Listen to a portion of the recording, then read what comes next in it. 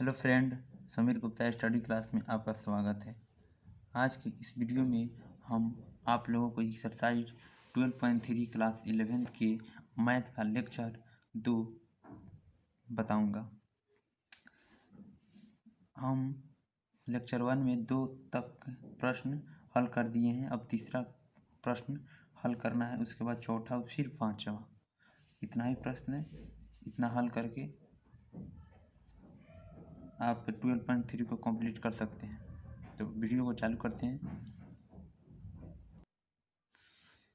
तो देखिए प्रश्न है, फाइंड द रेशियो। क्या क्या?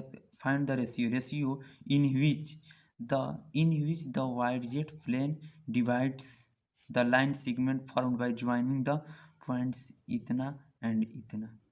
कहने का मतलब रेशियो अनुपात, जिसमें find the ratio in which माने रेशियो प्राप्त करना है, ज्ञात करना है। इन विच जिसमें the Y Z plane divides, वाइडजेट plane बांटता है, the line segment formed by joining the points इतना और इतना से ज्वाइनिंग पॉइंट को वाइडजेट प्लेन बांटता है, तो उसका अनुपात ज्ञात करना है।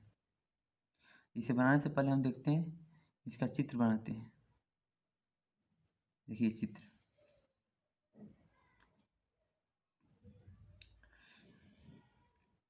हुआ। कह रहा है वाइडजेट plane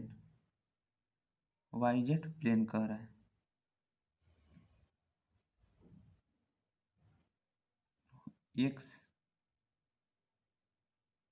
x Y YZ plane कह रहा है। वाईजेड प्लेन कह रहा है, तो वाई यहाँ पे है और जेड प्लेन यह है। हो गया, वाईजेड प्लेन यही ना होगा, वाई इसका नाम है जेड। तो वाईजेड प्लेन कह रहा है, तो इसका चित्र देखो किस प्रकार बनेगा। देखो वाईजेड प्लेन किस तरह बनेगा। वाई एक्सिस है, जेड एक्सिस है। तो वाई एक्सिस और जेड एक्सिस, तो जेड एक्सिस में का कुछ भाग, इसके बाद वाई एक्सिस में का कुछ भाग, ये क्या बन गया, ये वाईजेड प्लेन बन गया। इसका नाम क्या हो गया, वाईजेड प्लेन।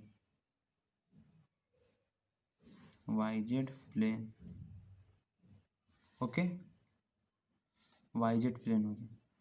वाईजेड प्लेन से देखो चित्र किस तरह बना है, इस तरह। अब इसी प्रकार का चित्र मैं अब इस साइड में बनाने जा रहा हूँ। देखिए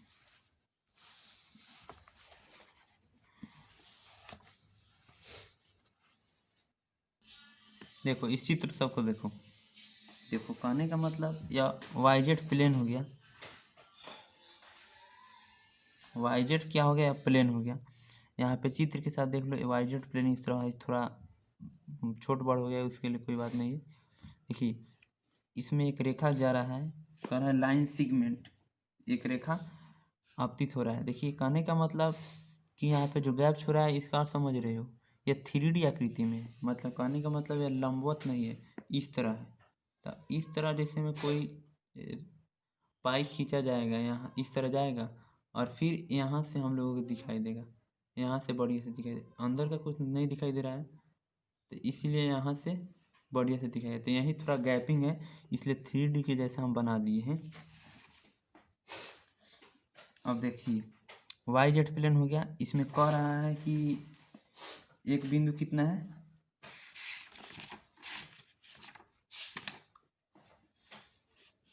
इसमें एक बिंदु दिया है, इसे ए मान लीजिए -2,4,7। एक पॉइंट इतना हुआ, और एक पॉइंट बी मान लीजिए इसको 3,-5,8 हुआ।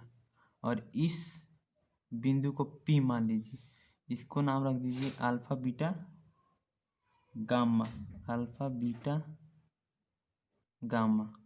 तो बताइए, आप जानते होंगे कि वाईजेड प्लेन पर इसका कोऑर्डिनेट क्या होगा। वाईजेड प्लेन पर कोई चीज़ है, कोई वस्तु है, कोई बिंदु है, तो उसका कोऑर्डिनेट निर्देशांक बताना है। तो देखिए कहने का मतलब वाईजेड प्लेन पर है, वाईजेड यानी इस पर है, इस साइड में है। इस साइड में है तो वाई जेड प्लेन पर है, तो यानी वाई और जेड का मान कुछ ना तो कुछ होगा। कहने का मतलब हम लोग एक्स एक्सिस वाला बनाते थे तो हम लोग कहते हैं एक्स एक्सिस पर है, मान के चलिए यहाँ पे एक्स एक्सिस पर है यानी वाई पर नहीं है, तो एक्स एक्सिस पर रहता है तो एक्स का मान रहता है, वाई का मान 0 हो जाता है ना। एक्स एक्सिस पर है तो एक्स का मान निकलता है और वाई का मान 0 हो मान लेते हैं, वाई का मान 0। उसी तरह वाई जेड प्लेन पर है, वाई जेड प्लेन पर है यानी वाई और जेड का मान कुछ है, और वाई और जेड का मान कुछ है लेकिन इसमें एक्स नहीं दिया है तो एक्स बराबर 0 हो जाएगा। उसी प्रकार यहाँ पे एक्स यानी अल्फा के जगह पर 0 हो जाएगा, कितना हो जाएगा 0 बीटा गामा, पी का मान कितना हो गया 0 बीटा गामा। लिखेंगे लेट ए -2,4,7 बी 3,-5,8। यहाँ लिखेंगे according to question P 0, beta, gamma हुआ 0, बीटा, गामा। इसमें देखिए आपको कौन चीज़ दिया है, यानी अल्फ़ा का मान दिया है, तो आप अल्फ़ा का मान दिया है तो अल्फ़ा का मान निकालिए। अल्फ़ा बराबर क्या होता है फॉर्मूला देखो, अल्फ़ा बराबर फॉर्मूला होता है m(x2 + n(x1) / m + n होता है। m कितना दिया है, m दिया है, m नहीं दिया है, m x2 कितना दिया है 3 प्लस n कितना दिया नहीं पता है, x1 - 2 है, m + n नहीं पता है। अल्फ़ा बराबर कितना दिया है 0, m + m गुने 3 में 3m - 2n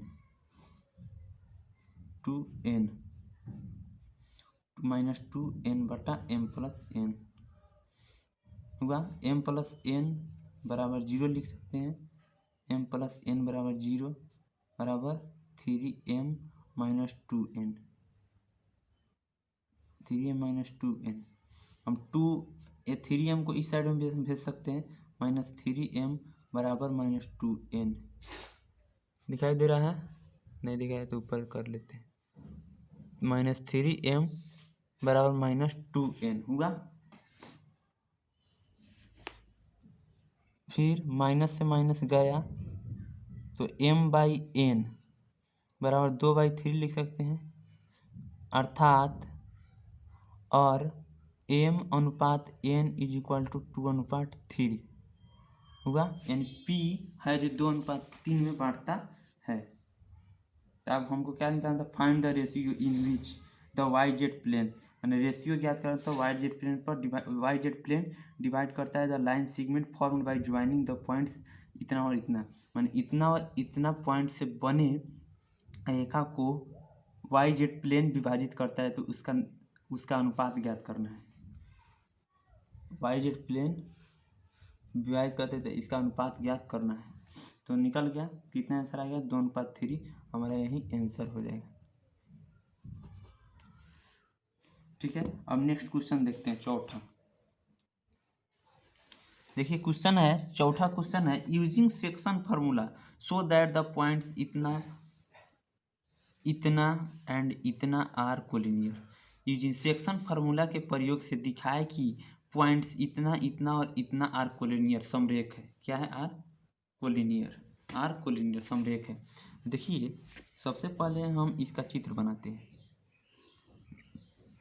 हुआ ए दिया है 2, -3, 4, बी दिया है -1, 2, 1 और सी दिया है 0,1/3, 2 दिया है।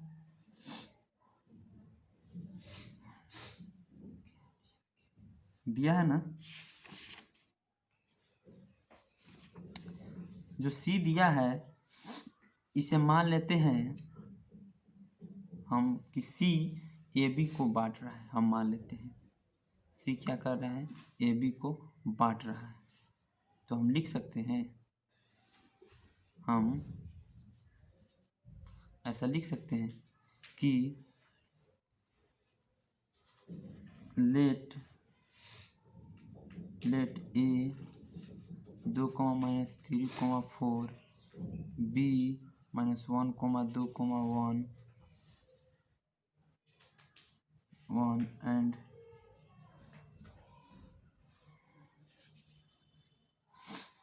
इसे P पॉइंट मान लेते, क्या मान लेते हैं, P point.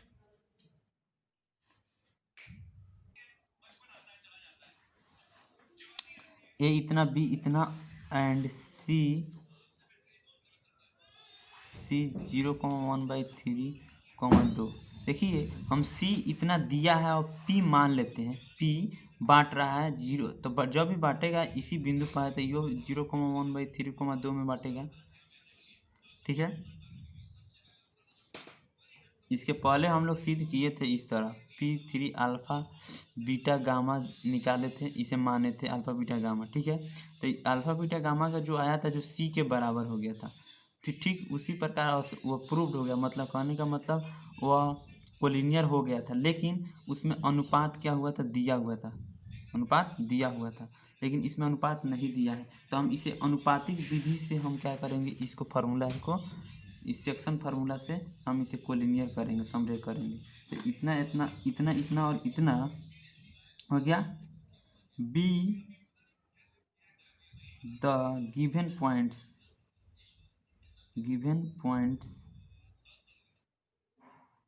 let the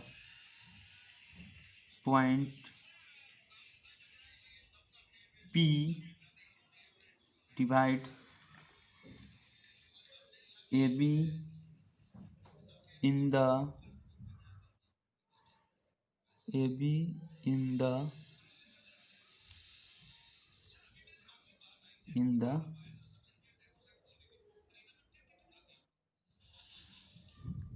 ratio K अनुपात 1 मान लेते, K अनुपात 1। Then coordinates of the point P are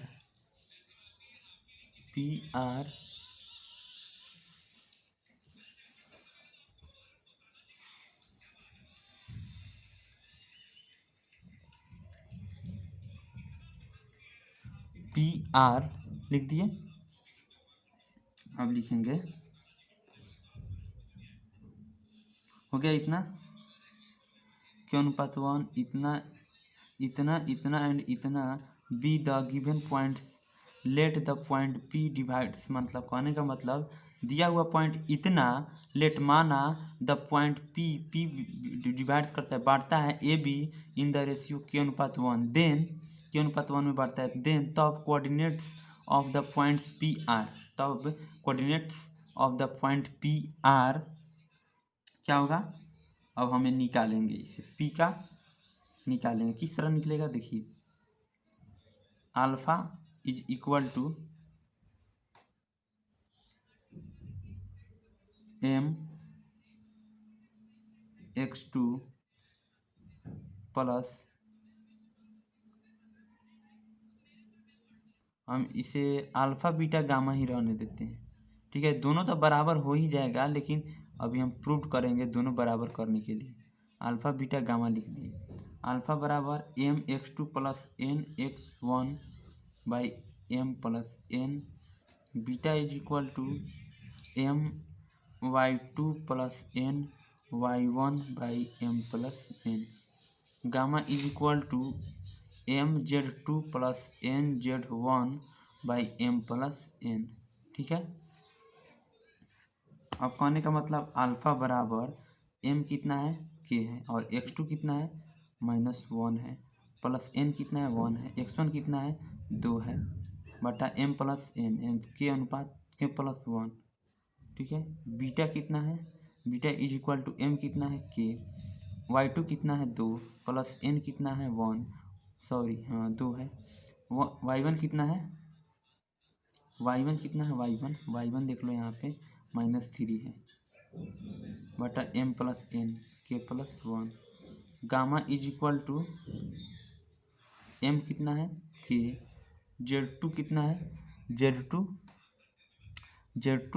1 है, प्लस n कितना है 1, z1 कितना है z1 है 4 by k plus 1 is equal to alpha is equal to minus k plus 2 बटा k प्लस 1, ठीक है।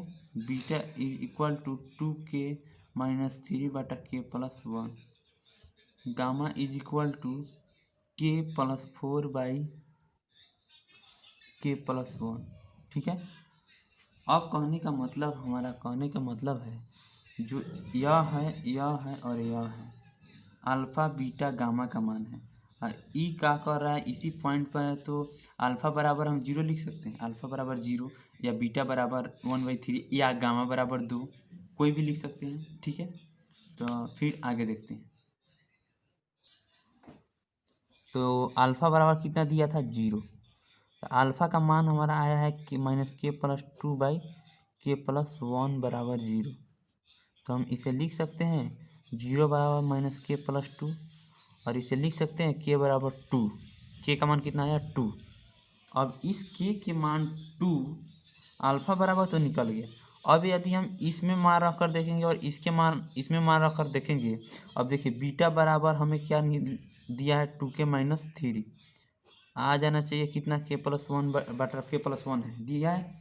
अब हमें लाना है इसको कितना निकाल कर बीटा, यानी बीटा बराबर कितना दिया है, बीटा बराबर दिया है कितना, तो बीटा बराबर दिया है, हम आपको बता देता हूँ, बीटा बराबर उसमें दिया है 1/3। इसका हल करने पर 1/3 आ जाएगा, 2 का मान रखने पर, तो समझ लेंगे कि यह सही है। तो 2 गुना 2 माइनस 3 बटा के 2 प्लस 1, तो 2 दूनी 4, 4 में से 3 गया 1 और 2 1 3, तो 1/3 आ गया। यानी बीटा बराबर भी 1/3 बराबर बीटा बराबर 1/3 हुआ, इतना हुआ। अब फिर गामा देखेंगे, गामा कौन, गामा अल्फा बीटा गामा कितना है, गामा है के प्लस 4 बटा के प्लस 1। इसको कितना आ जाना चाहिए, गामा को आ जाना चाहिए 2, गामा बराबर 2, मान रखेंगे के बराबर 2 प्लस 4 बटा 2 प्लस 1, कोमा गामा बराबर 2 बराबर 4 2 6/3, कोमा गामा बराबर 2, गामा बराबर 3 दूनी 6 2 और कोमा गामा बराबर 2, यानी दोनों का बराबर हो जा रहा है, ठीक है, दोनों बराबर हो जा रहा है। कहने का मतलब सी कितना दिया है 0,1/3 कोमा माइनस 2 की 2 is equal to P alpha comma beta comma gamma. इसलिए A comma B comma C are collinear हो गया, या प्रूव्ड हो गया, प्रूव्ड। अब देखेंगे पांचवा क्वेश्चन क्या है। आगे नहीं बढ़ते हैं, इतना ही रहने देते, क्योंकि यह लंबा वीडियो हो जाएगा और आप देखने में बोरिंग समझेंगे, इसलिए आज के लिए इतना ही रहने देते हैं। और अगली वीडियो में केवल 1 प्रश्न, पांचवा और आखिरी 12.3 का प्रश्न रहेगा, और वह लेक्चर 3 रहेगा, और उस लेक्चर के साथ इस चैप्टर का 12.3 समाप्त हो जाएगा, और मिसलेनियस क्वेश्चन रह जाएगा, मैं उसका भी लेक्चर दूंगा। तो ठीक है, आज के लिए इतना ही रहने देते हैं। तो आप मेरे चैनल को लाइक और सब्सक्राइब कर दें, ताकि मैं जितना भी वीडियो बनाऊँ आप तक पहुँचता रहे। यदि आपको कोई प्रश्न में डाउट हो तो कमेंट करके बता देना, ठीक है। धन्यवाद।